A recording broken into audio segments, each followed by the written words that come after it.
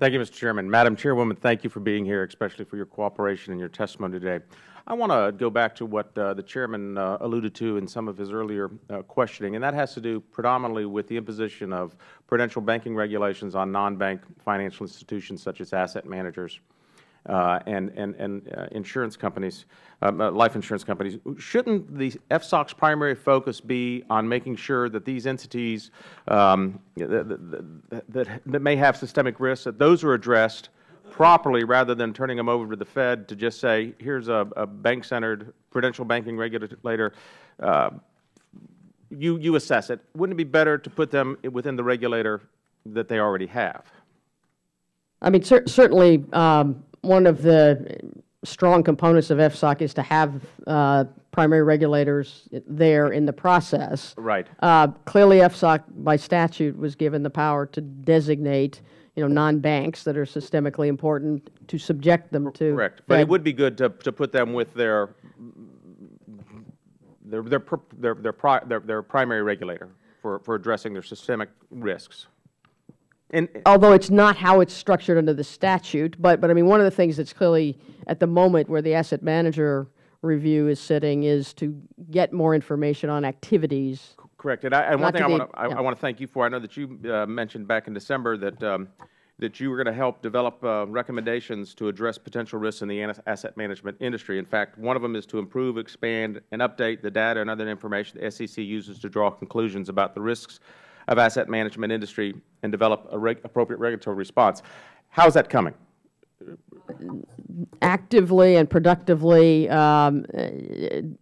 proposal is being produced by the staff. Do you feel that, or let me ask this, how did, if they did it all, did the asset management industry contribute to the 2007-2008 financial meltdown?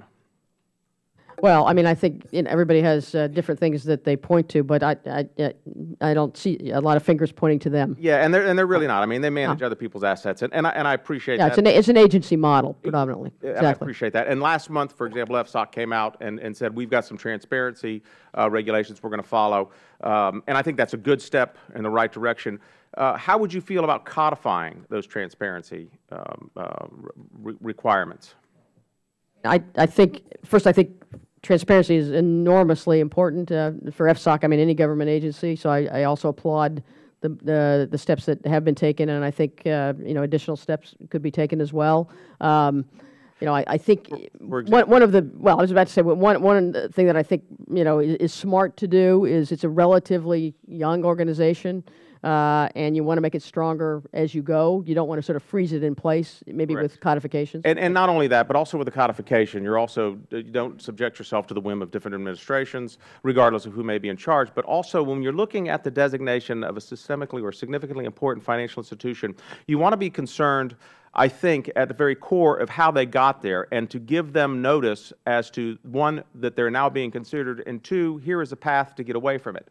And if we were to codify some of this, I think it may give not only the entities themselves, but more comfort to the market. And so to that end, I just wanted to make you aware of a particular bipartisan bill that I've just introduced yesterday, known as the Financial Stability Oversight Council Improvement Act of 2015. It codifies the transparency. It allows for the procedures for SIFI designation of non-bank financial institutions. It allows for the primary regulator to be provided the opportunity to address the systemic risks. So I just want to make you aware of this, and hope that you'll take a look at this and have an opportunity to even, quite frankly, support it if you're in such a position. Also, earlier you talked about in your opening that you look at, you provide a robust economic risk analysis when looking at the markets. Does this also include a cost-benefit analysis of the imposition of regulations? It does for our rulemakings, yes. And for example, with regard to asset managers, again, because I've been burying myself in this for a while. There was an American Action Forum that did a study in 2014 that said that an asset manager or mutual fund designated as a SIFI could decrease investor returns by as much as 25%.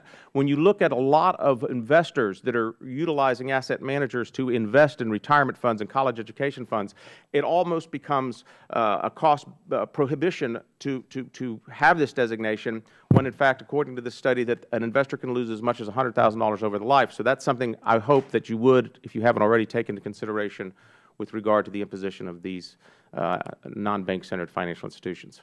the only thing I'd comment on is what you're looking at in that process is the systemic risk as part of that Correct. as well. Thank you. I yield back.